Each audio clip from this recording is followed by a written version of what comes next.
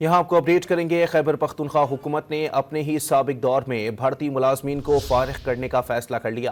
इब्तदाई मरहले में महकमा फिशरीज के सरपरस्त सैकड़ों मुलाजमीन की फहरिस्तें तैयार कर ली गई हैं। मजीद जानते हैं डॉन न्यूज़ के नुमाइंदे आरिफ हयात से। आरिफ, कितने मुलाजमीन को फारिग करने का फैसला किया गया है?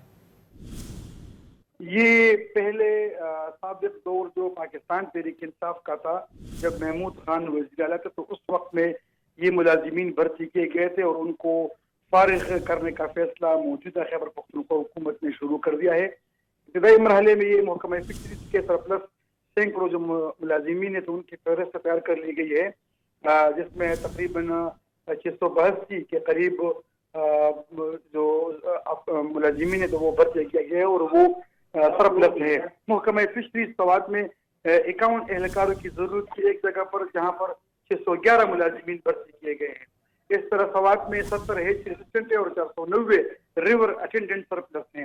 महकमा फिशरीज पेशावर में 67 मुलाजिमीन है, मर्दान में 35 हैं और सरसदा में 20 मुलाजिमीन जो तो वो सरप्लस हैं। ये पहले फिशरी से शुरू किया हुआ है और इसके बाद जो है तो दीगर महकमे हैं वहाँ पर भी जी, फहरिस्त तैयार की गई है। जी, बहुत शुक्रिया आरिफ।